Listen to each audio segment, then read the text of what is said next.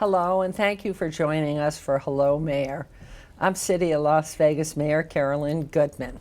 We have such an exciting show today, showcasing the fabulous work being done to help our homeless, as well as men and women leaving the prison system. A little later, we're going to be sitting down with Arnold Stalk, the founder of Share Village, as he talks about his plans for the future. But first, here we are, starting with Jon Ponder, a man whose vision continues to give men and women a second chance after serving a time in our prison system. Let's take a look. Hope for Prisoners was birthed out of my own personal experiences. As I was a guy coming out of the judicial system for a long time, made a whole lot of mistakes. But it came a time on that journey where I learned extremely valuable lessons from all those mistakes that I made.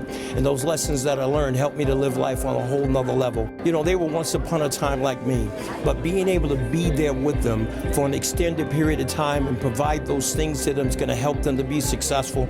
I think I have the best seat in the house because I have an opportunity to gradually and incrementally over time to kind of see the evolution of life. When you meet Jon, you just know he's a different person, right? You feel his heart, you feel his passion, you feel his desire, and he's one of those people that you just can't say no to. And so we began to explore the opportunity to have Las Vegas Metropolitan Police Department officers working as mentors to returning offenders. And at that time, I wasn't aware of it occurring anywhere in the country. This program literally transforms and changes people's lives, to include the police officers that have been involved with it over the years. And so working with Jon Ponder for me has been magical, it's been inspiring, and it's been literally life-changing. So grateful. That's why I want to follow in his footsteps. So Jon shows proof that you could change and that you could live the life that you always wanted to live. And for me, Hope for Prisoners gave me the leadership skills and the knowledge that I have today to be the first formerly incarcerated person to work for the Department of Corrections. So it's a life-changing event for me. So what my passion in life is, the reason why I know that my God wakes me up every morning, is to help other men and women who are facing those same challenges that I once had to face, to do everything I can to help remove the barriers that are preventing them from being successful and to help to escort them up to the next level of life.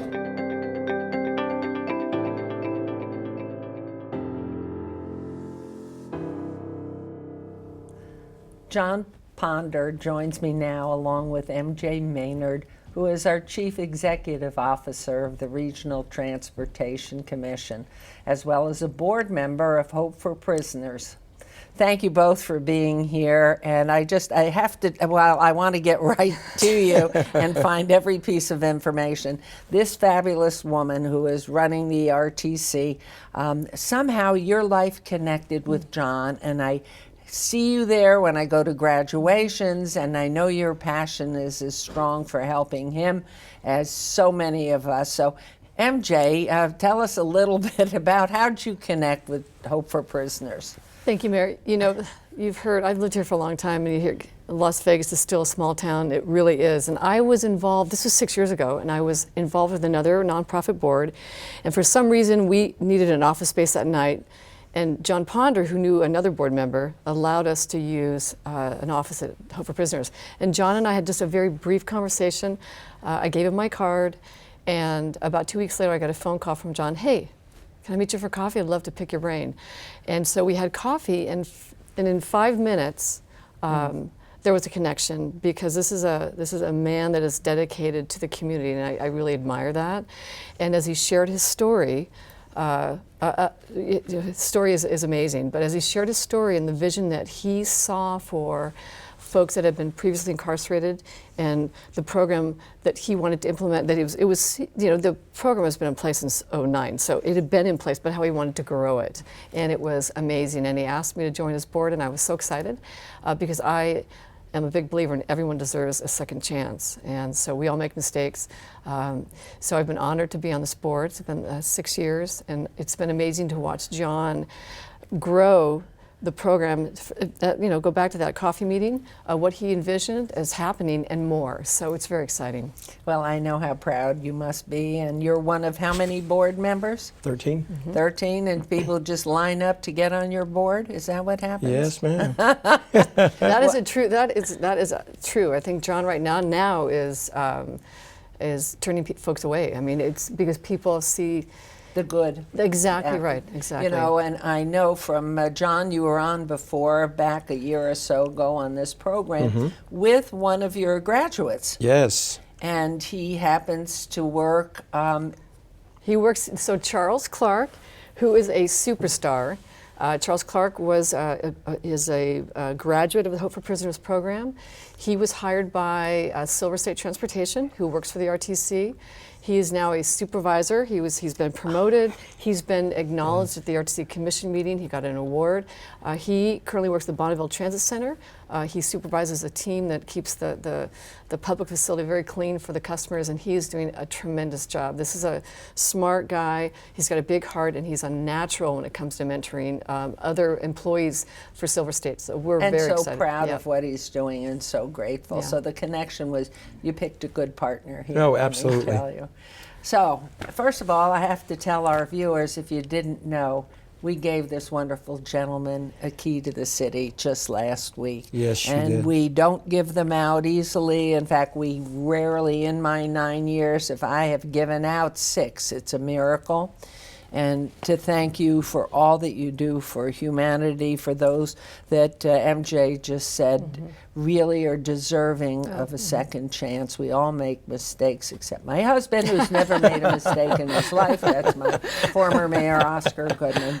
But the reality is, it comes from being there. And I know the last time you were on, you gave a little synopsis about yourself, but I don't know how deep you can go, but I think we all learn from, and we hear from people telling us a story or an experience, and you're reliving yourself. So tell why, how did you Certainly. get into this, Oh, please? absolutely. Let me first thank you for the privilege and honor for the key to the city.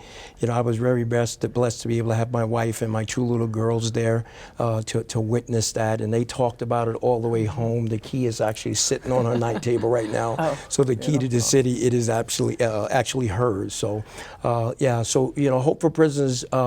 Ms. Mayor, was birthed out of my own personal experiences. I was a guy who was coming in and out of the system at a very early age. I grew up in the streets of New York, without dad at home. I had 5 knucklehead brothers, 1 knucklehead sister. Wow. So I think that growing up in that environment at that age, my story's like everyone else's, right? Turned into the streets to validate a manhood, and the streets led me to the drugs led me to the gangs led me to criminal activity, and that criminal activity led me to my very first set of handcuffs at the age of 12 years old. 12. Yes, ma'am.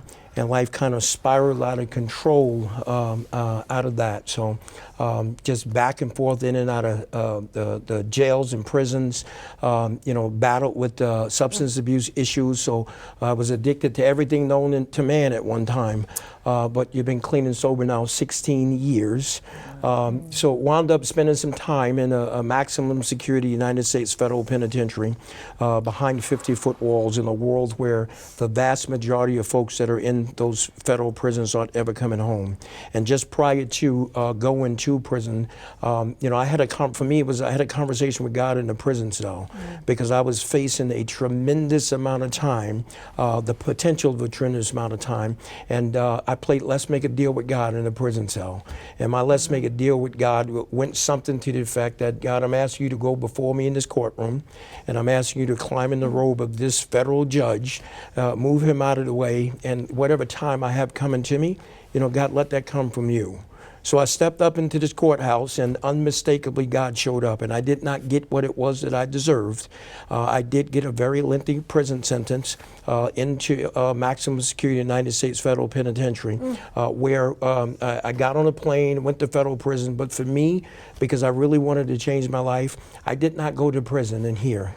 In here, I went to school.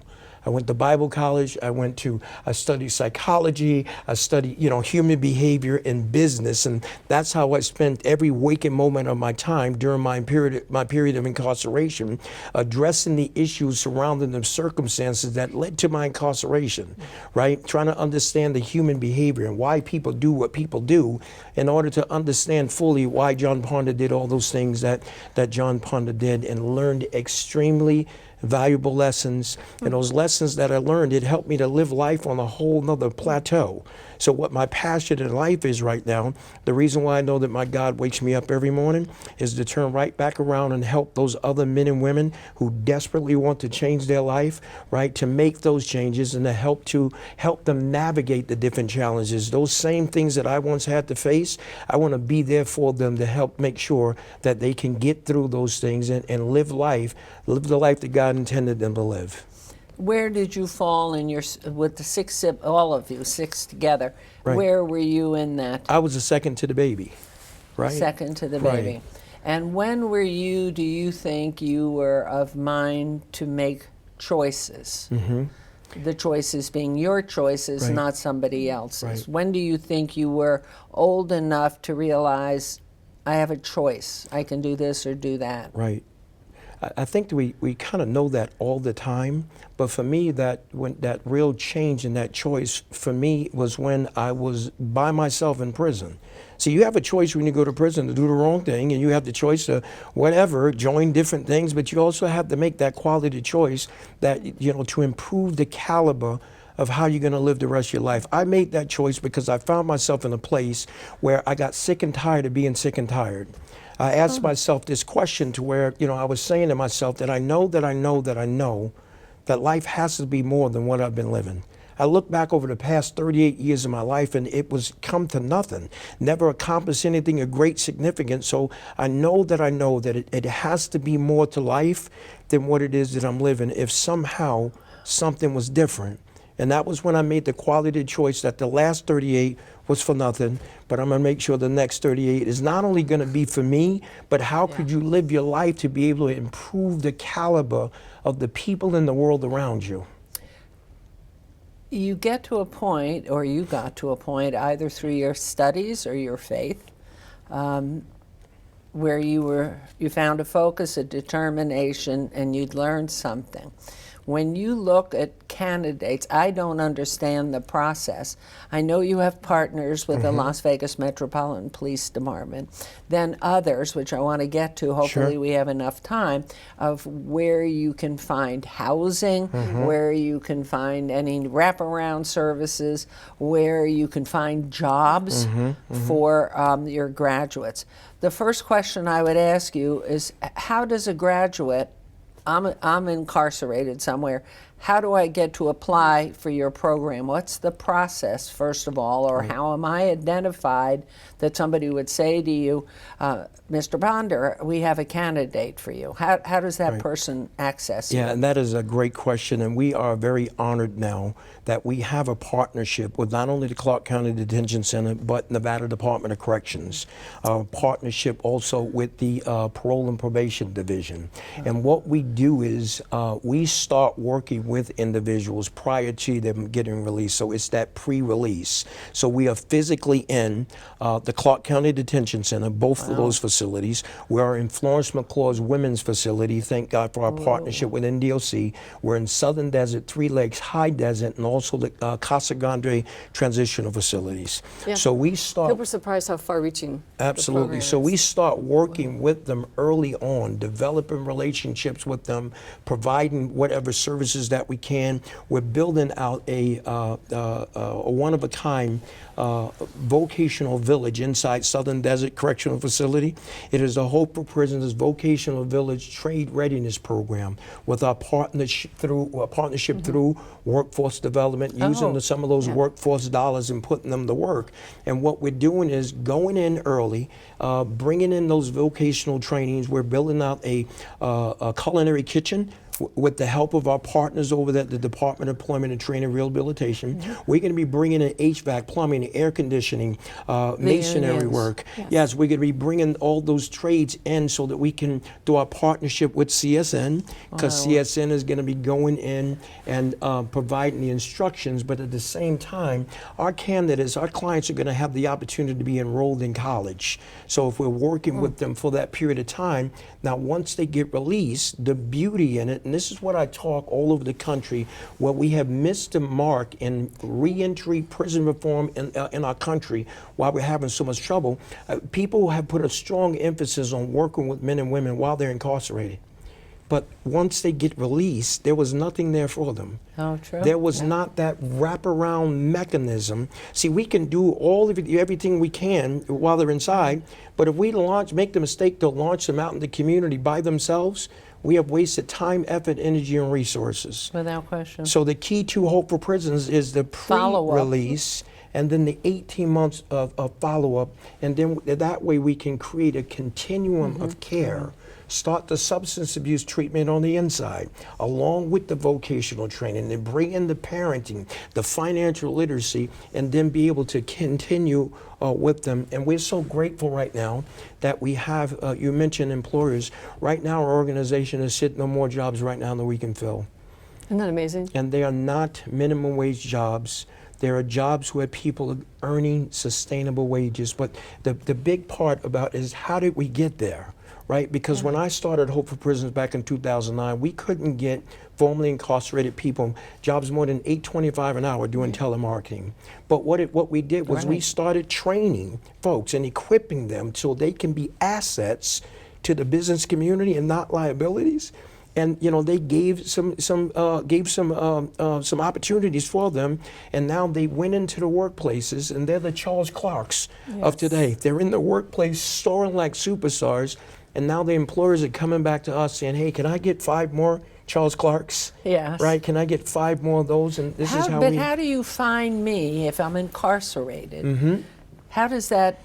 How am I identified? You may be interested in Hope for Prisoners. Right. Who tells me this is what you have to do? Right. Or who tells a supervisor on the inside? Yep. Why don't you talk to Carolyn and see if we can get her enrolled in this program? Absolutely. So how does that absolutely, what do I have to have as a qualification? Right. Well, the thing that we really want to look at, the qualification, is that you at least 18 months before walking out the back door.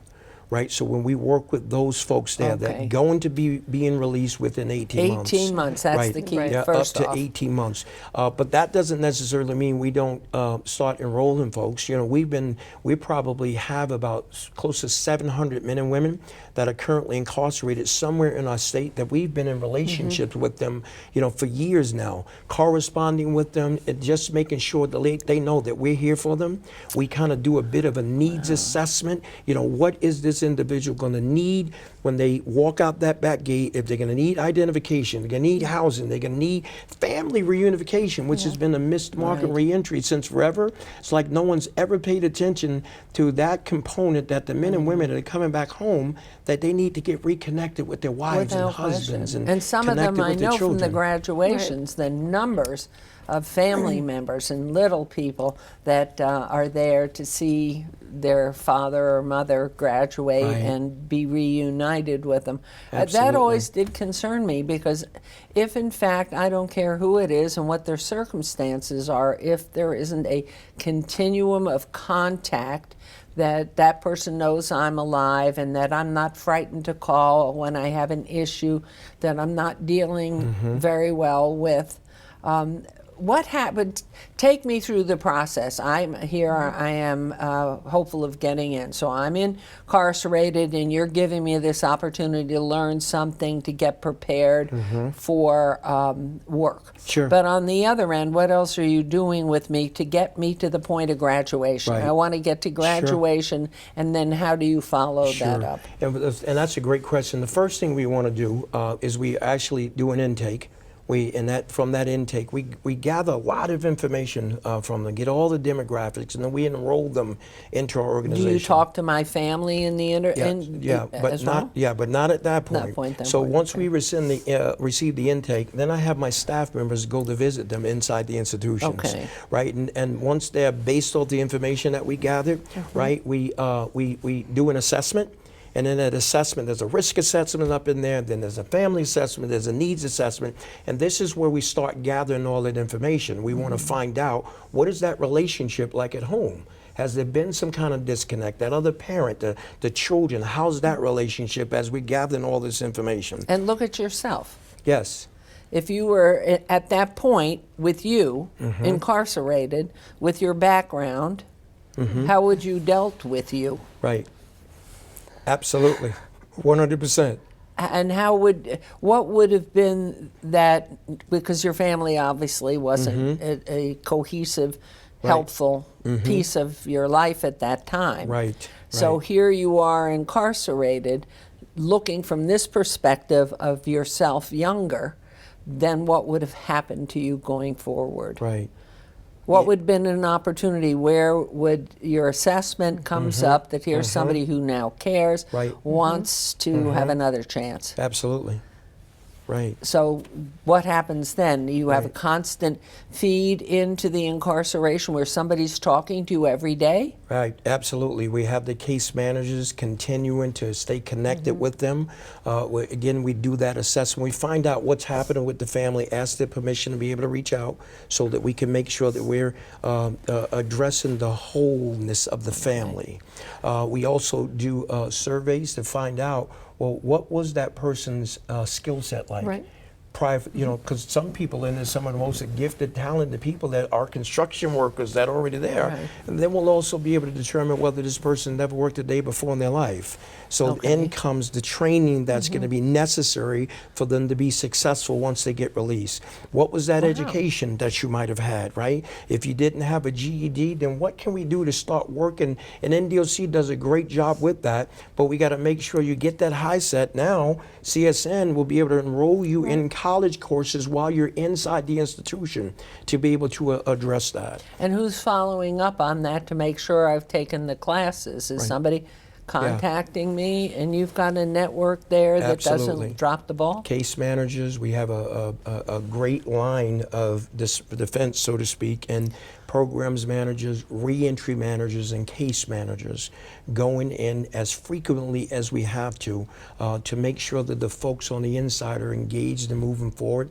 But the other beauty in having staff that's able to go into the detention center, again, we're very grateful for Workforce Connections, right? Having the staff in there and bringing our mentors on the inside, because the big picture of it is we're going in and we're developing relationships with people. We want to make sure that there's a connection there so that when that person does get released, right, if we've done effectively what we want to do, when that person walks out the back door, Hope for Prisons is going to be the very first place that they go to. And we don't even want them necessarily to go back to their home yet, or go back to those neighborhoods. Come over to us. Let's make sure that we can wrap our other community partners around. Let your parole officer know. Get rid of your old friends and find new. Absolutely, 100%. And get involved. Physically, where are you? Yeah. Where are the meeting places for Hope for Prisoners? Oh, absolutely. So in addition to meeting inside the correctional facilities, our office is located at 3430 East Flamingo. Suite 350. I'm right on the corner of Flamingo and Pecos. We have about 11,000 square feet there that we are bursting at the seams. They're really have outgrown that facility. But that's where our administrative offices are. That's where our training classrooms are, our computer lab, all of our staff. That's where people meet with their mentors, meet with their job developers and their case managers. And is your board involved at all in your comprehensive board of 13? Yes. Are they each contacts for job placement or other types of involvement? Right. So let me first say that I'm not just saying this because MJ's here right now. You know, I'm a very blessed man because I have one of the greatest board of directors I think that on the planet. And talking about board members that go out, not just to, and they've done a phenomenal job at doing the, you know, the fiscal responsibilities and the governance, make sure our finances is okay. But when you have rock star board members like MJ Maynard, who does things like this, right? It's not like I just see MJ, you know, every other month at a board meeting. MJ is always there to answer any questions that, you know, we might be able to have, and she's done a phenomenal job at connecting us with other businesses for in places of employment. So I'm a very, very blessed man to have my go-to people. Right, and you know, because I tell my folks that, you know, you got to have mentors in your life, right? But I tell people that, you know, my board of directors, and Jon Ponder's the handsome guy out face. I'm the out front. I'm the visionary. But I don't do nothing without going to the superstars that we have in our community, just to make sure that I'm moving in the right direction. But all with the heart. Oh, the heart. absolutely. Beautiful lady, Absolutely. inside and out. And Yes. I just, it must be so rewarding for you. Mayor, it is. It's probably one of the best things I've belonged to, just aside from my professional career. And you know, so the program is amazing, right? And it is like a family. And I think the recidivism rate is so low. I mean, I think we're probably one of the lowest rates in the United States. And a lot of it's due to the fact that the graduates stay involved for 18 months, and they are surrounded by a loving staff at Hope for Prisoners, mentors, and as Jon mentioned, all the case managers. But you know, that's part of it. But the other part is, I need a job, right? And so that's key, right? And so for the men and women, the supportive services are critical. But the other side of that coin is employment. Everybody needs and wants to be able to provide for themselves and for their families. And so I think it's, as board members, we take it very seriously to ensure that we can try and make those connections in the community for the graduates, because sometimes employers, they like, you know, maybe I might be a little nervous about hiring someone that's been previously incarcerated. But Jon's right, every graduate, and certainly the ones that I've met and steered towards employers that I know, have been thrilled with the dedication, the work ethic. It has been very successful. I can't think of one scenario that did not work out well. So that's something that we're really proud of, and I try to work real hard on behalf of Jon, because he's an amazing visionary. What he's done for this community is tremendous. I mean, just tremendous. The lives that he has changed and is changing.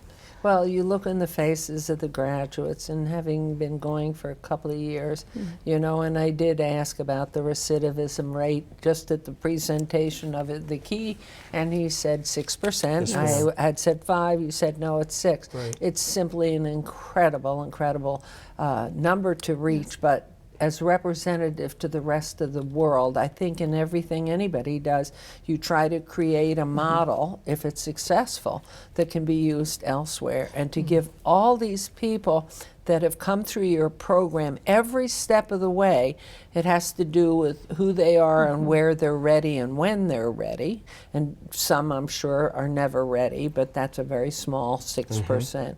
And then as they go through it, but as they get out into the world, everybody needs somebody that they can call when there's a crisis or something.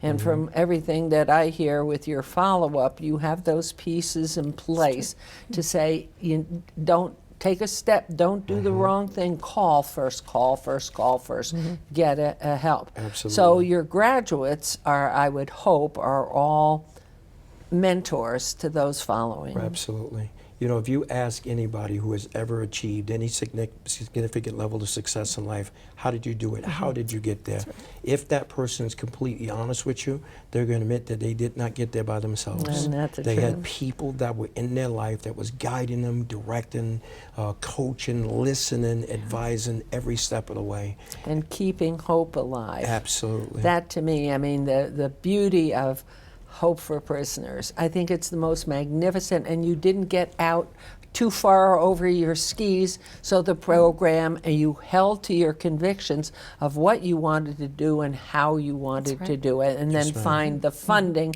to make it happen and continue.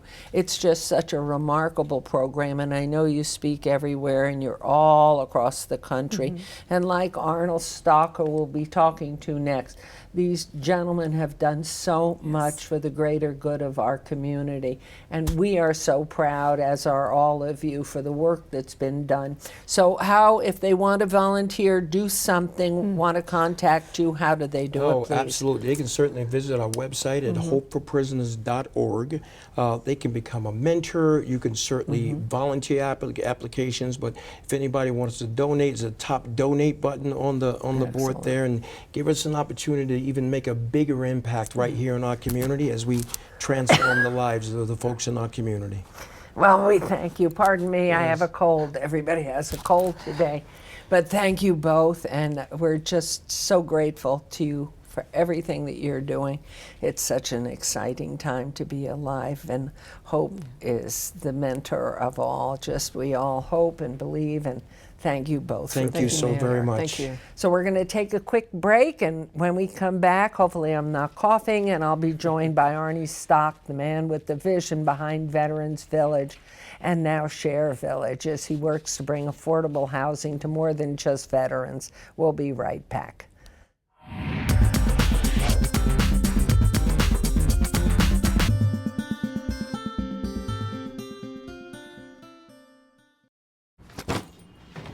Hart, what's going on? I'm leaving. Why? What did I do? Not enough. You constantly ignore me. You barely eat anything healthy. You're half as active as you used to be. The pressure is just too much. I quit. Okay, I get it. I'll do better. Just please, don't leave. Okay. But remember, if I go, you go. Listen to your heart. Don't let it quit on you. Uncontrolled high blood pressure could lead to stroke, heart attack, or death. Get yours to a healthy range before it's too late.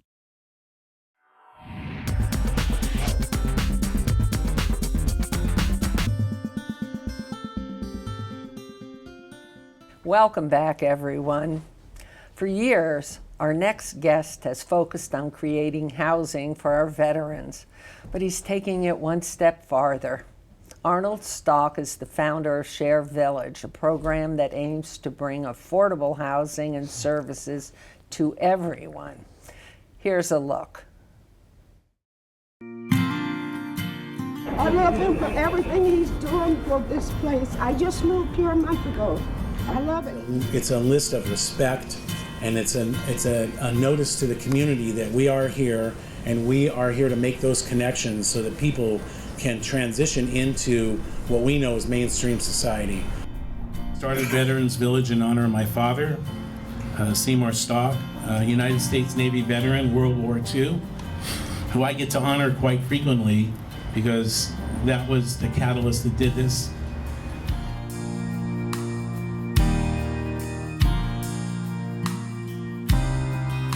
And really all I can say is this guy is amazing. There's 56 units here, and I have plans to do another 40 on the same site.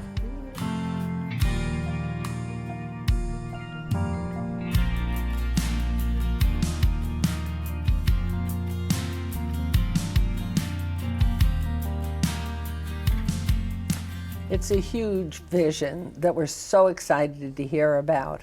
Thank you, Arnold, and for being here today. I mean, what an exciting time you've created for all these individuals who are so deserving of accommodations and services.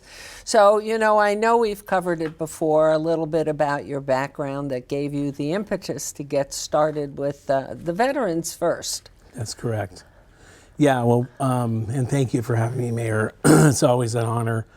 We started focusing on veteran homelessness because several years ago it was at our version of an epidemic proportion, and there was just no housing. There was no place. And we have great nonprofits here that do particular intensive supportive services. So we started in a motel, and I've done several motels in my career in other cities. and it just seems a natural for us. And so we converted the former Econo Lodge into housing. How did you see that, though, taking shape? I know, having been there at the beginning and walking with you through so many of your villages now, you're more of residents, are you that? And then affiliating and partnering with other social services to help veterans or others who are coming out of the cycle of homelessness? That's correct. So we're the innkeeper.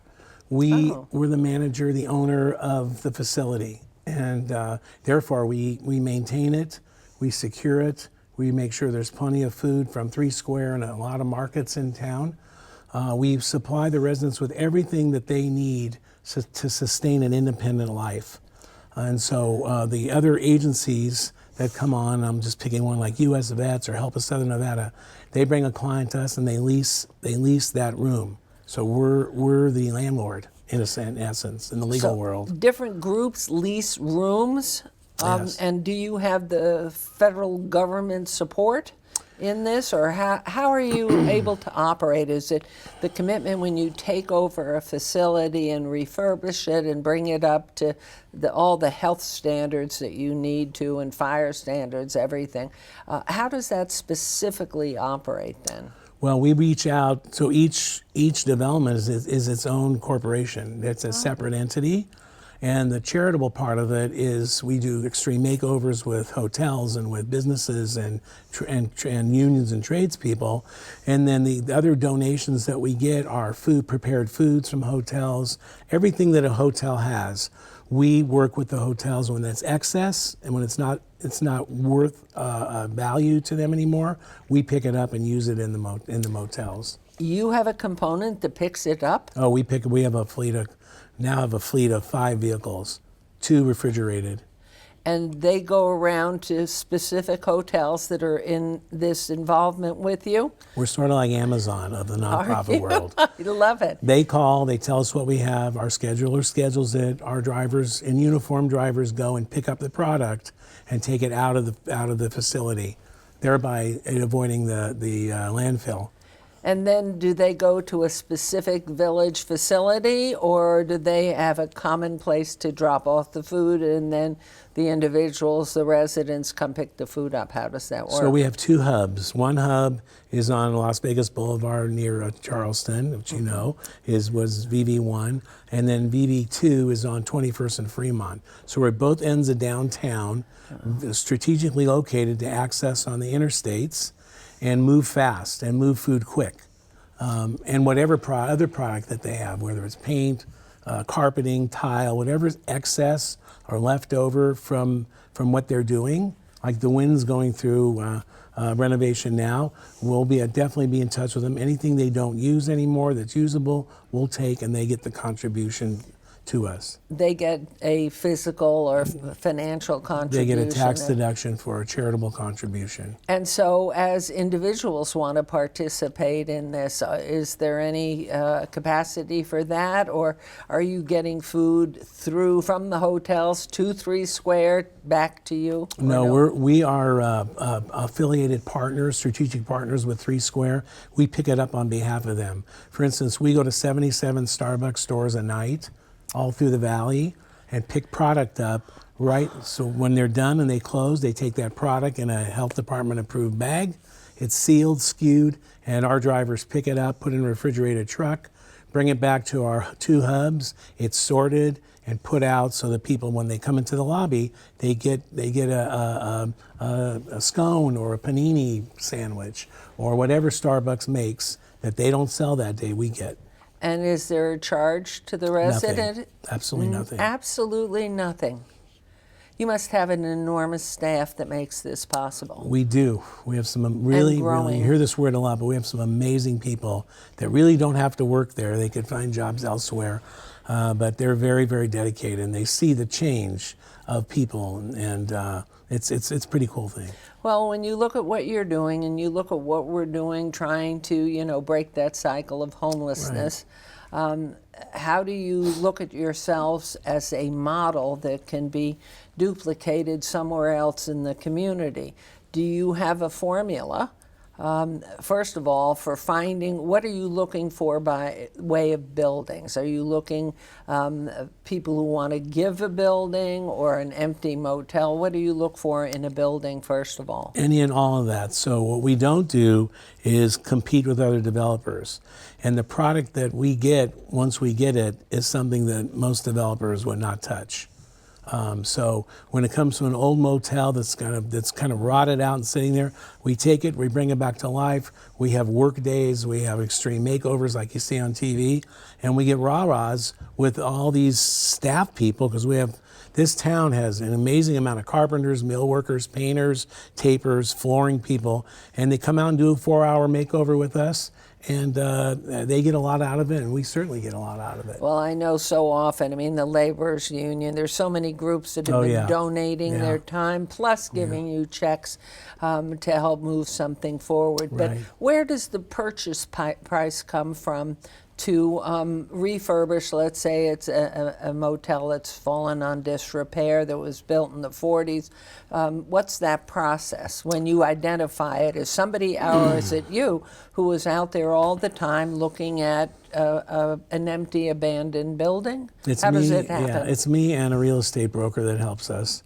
And I do a lot of driving and looking around, but we wanted to stay focused in an area, and so because we don't have vast funds at all, we've concentrated on the Fremont East area and the Boulder Highway when it turns into Boulder, because there's quite a few motels that are run down there that have probably not great things happening in them. We take them over, we work with Metro, and then we get other companies to donate their labor to help us renovate them. So what is the process once you've gotten in and found the building, and then there has to be funding to purchase it? Do you look to the private sector to do that, or do you look to state, federal, city help financially? How do you fund that? So just take Veterans Village 2 for an example, which was 204 units. It had a purchase price. It is definitely a retail price because land and buildings are extremely high now. We bought it, we had it appraised, we wanted to escrow rather, and on that particular one, I got so who holds it now is Freddie Mac has the first, which is a huge financial lending institution, a quasi-federal government agency, and there's RDA money in there, so some redevelopment money in there to help make it work, because otherwise we couldn't assemble it. And then how do you want to be by your major building facility where you house the counseling and all the contacts for helping with jobs and training? Where is that? That facility's by Veterans Village too? It's all in one. It's all in the same general area.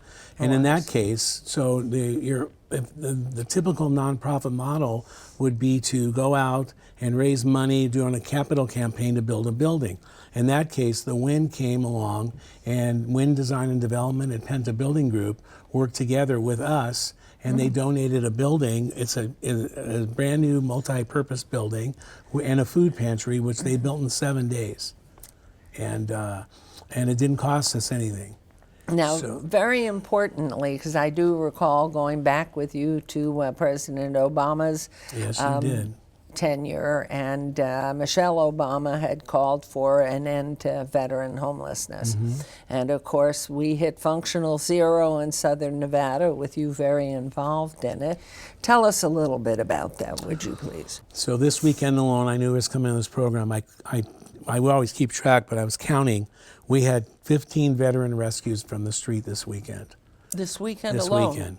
So they come from there, they're all in different situations, Mayor. Some need to go home. Some need to go back to their relatives. But the triage that we do is just like you'd see in an emergency room. And most of it, the preliminary footwork is done on the phone. Do you have your DD-214? Do you have anything identifying you as a United States veteran? What's your monthly income? Where are you living now? And so when I ask those probably 10 or 15 basic questions, then I can reach out to the community. We have veterans that are seasoned veterans in doing VA paperwork that help us. Mikey Kelly, I called Saturday night at about 11:30 with a vet that was sleeping in a garage. And a very long story short, Mikey, who's a veteran, he's my veteran advisor. He called a couple other vets. They got him off the street. He met him at the VA hospital, and the guy's in really, really poor health. But he got taken off the street and into where he can get treated. Once he comes out, we'll figure out how he gets housed. So really, it's a personal touch with each individual. I know you're expanding now because I have asked you too many times. You've been successful and continue to work with veterans, but now you are moving into a more open population. Right. How does that happen? How do you take someone that's been chronically a homeless person? How, are they going to be going through that same scenario? Do they contact you, or do you have an outreach that's going out into the homeless population? They contact me, and then I have a core staff of 4 people. Then we'll text what we have and which agency can help them. I actually started out in my career helping families with children, so I have a lot of experience with that for many years now. Before I got into the veteran issue, and it's tough. It's hard to find housing. It's the hardest thing that we do. Well, you have a partner in Safe Nest? Yes. And they're taking women and children, or Correct. men, women, and children as a family unit? Right. We have Safe Nest. We're housing folks from the courtyard, from the city's courtyard project, 16 units leased. Wow. And I just want to say that program that we're doing with the city now works. It's been in effect for 6 months. These folks came out from the courtyard. They were screened there. They had some work done with them as to where they're going to go next, and they came to us. And I would say they have been great residents, great referrals. They're paying rent now, and then they'll move on out of that converted motel. And that's the way we do it, is in steps. We're not going to solve this problem from here to take a giant leap there. What is the longest length of stay a client might have with you? The longest? Well, we have 4 different types of housing. Emergency housing, which is 30 to 60 days. Okay. Transitional, which is 0 to maybe 6 months, or up to up higher, depending on the ability of the person to get independent. And then there's permanent housing. Like our VV2, they're there permanently. They're there on a lease. And a lot of them have jobs. A lot of them just can't afford the housing, and the homeless cycle happens in a flash. You miss a couple payments, or you miss your rent, and you're out. Right. That's what, it's very interesting, because as I know, you were there trying to purchase some of these motels specifically, and the concerns about if, in fact, the owner of the motel raises the price on the rent of that apartment, that person's on their lowest rent they can afford. They've now been forced out. So they cannot jeopardize their ability to remain in that facility. That's correct. So who is there through your organization and share that's going to go ahead and contact every person every day? Are you okay? Is there anything that, the ones we house? Yes. We'll know if they're not okay. The first indication is if they miss their rent. And if which is due on a monthly basis or weekly? They're on a lease, monthly. Monthly, yeah. Okay. Second indication is if they're abusing substances, because we can tell. And third, that's prohibited in the share villages? It's prohibited or no? in the public areas of it. So Okay. if someone likes to have a drink and they're normal drinkers, for lack of a better term, we don't stop that. Somebody wants us to enjoy themselves that way, we don't stop that. We don't do, because we're not a shelter. We don't do pee tests or any other testing to them. And do you find that at what percentage generally rate of success there? I mean, do you have what percentage, a very minor amount, or 10% really fall out, or more than that? Well, from the emergency housing, I'd say, and I would say, this is based on my experience.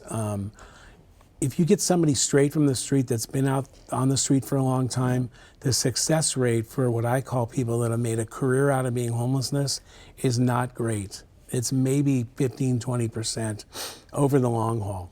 So how would you see, because I know the call out in the public is Right. housing first, housing first. Right. And when you look at those who have recently become homeless, housing immediately is necessary. Right.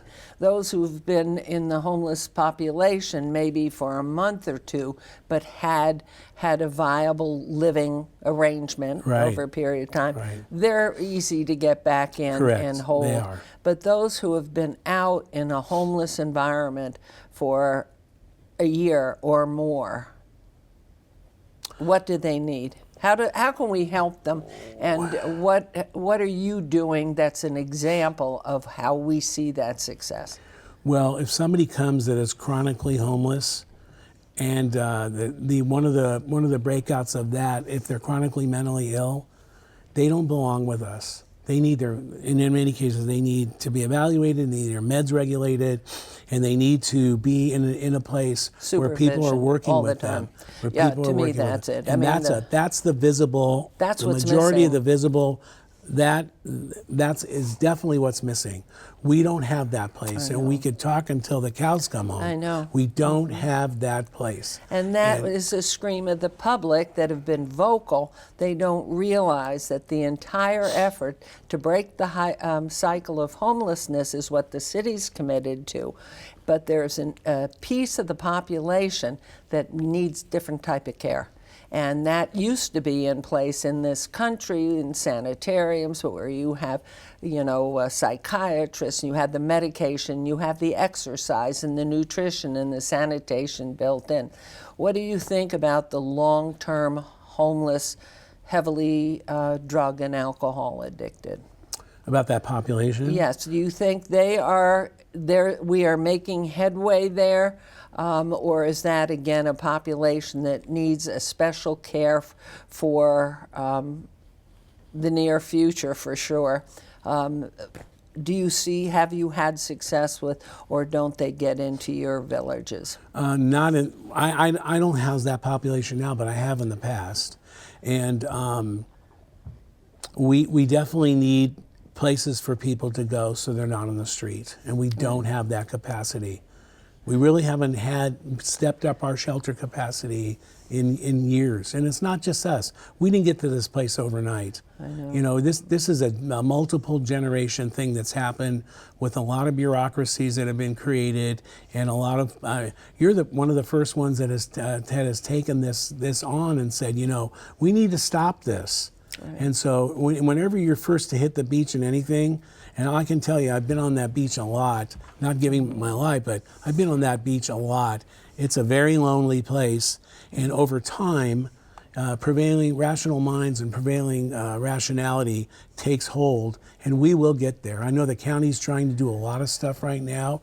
The city is doing a lot of stuff, and I believe that the other nonprofits, like I said before, we have some really great nonprofit organizations here, really, really good ones, but they don't have the capacity.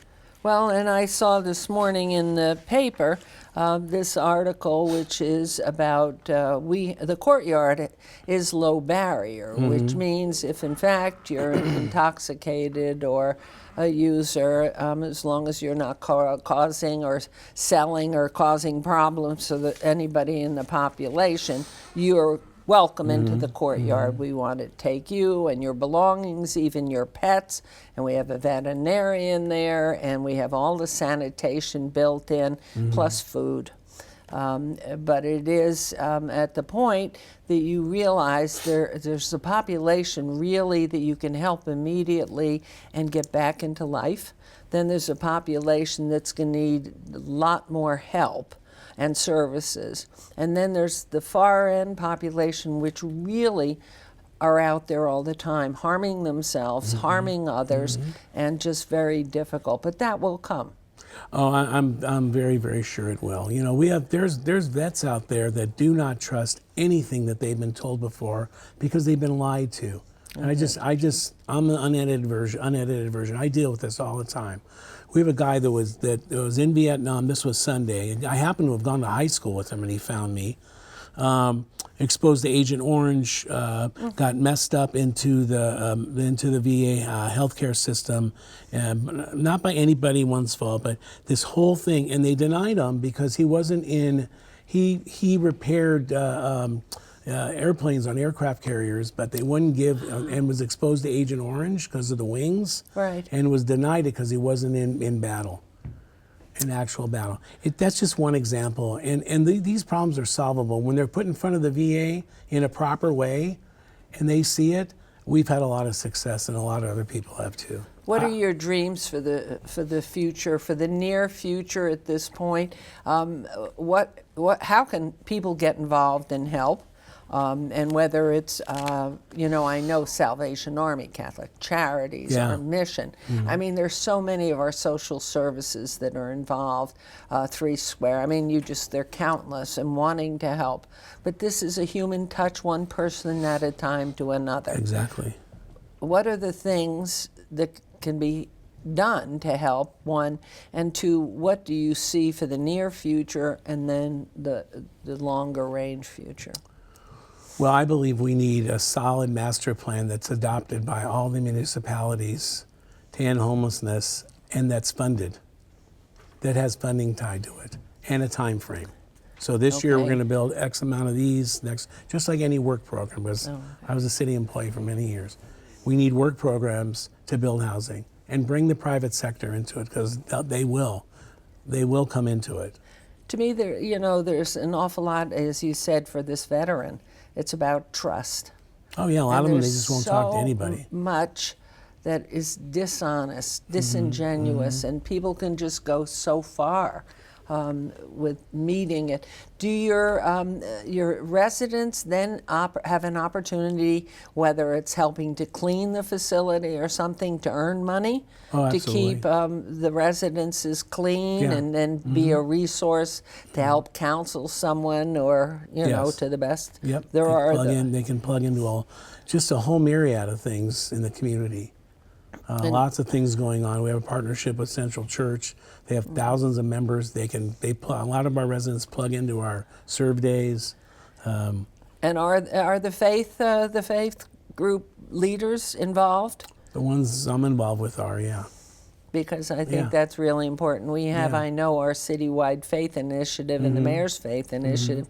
We have about 130 pastors and rabbis and priests. We have everybody involved that would love to be involved with it. Yeah. Well, I'm not sure our viewing public is aware, but at our last city council meeting, we had the great honor to bestow a key to the city key of Las Vegas. Thank you. To you, Arnie. And that is very rarely given to anyone. You're seeing a bit of it right now on tape because we are just so very grateful. A lot of people talk a big game and nothing happens, but you've been doing this now for so long. I know that part of what you do, and has always been the dream, is to take the cargo containers that are in the ports and make them into housing, going back to Katrina and back to the Meadows School. And back to the school when you brought a container out to show. Now, right now you have some containers that are being refurbished into housing. We're having a grand opening on March 2nd. Where? 10 a.m., 50 North 21st Street. And the public's invited, and you've agreed to come and help us cut the ribbon. It's been a long journey. And the Venetians involved with that, the labor union, the Las Vegas Raiders. We have a whole group of companies that have helped us build it out. So. And the dream at that time, we were going to make a whole container residency community under the 95, as I recall, going north. And thought, my goodness, we could just really contain these. But it's no wonder, for all of you, if you would love him and know him and love him as I do, it's no wonder we gave you the key to the city. Thank you so much. May you open up everything beautiful in life and continue everything that you do. You have a beautiful wife and child. Shannon, and handsome son. Thank you. Josh, Jacob, he's absolutely fabulous and buys into anything. But we're just so grateful to Arnie and to the Veterans Village, but it's now Share Village. And just keep watching him. And if you want to get involved, please contact Arnie Stalk at Share Village. What a great humanitarian, compassionate soul, talented, happens to be a PhD in architecture. So what do you want? Thank you, Arnie, Thank for you so joining much, us. And until the next time, God you're bless a you. love. God bless you. you. May you be well. Thank you. Thank you.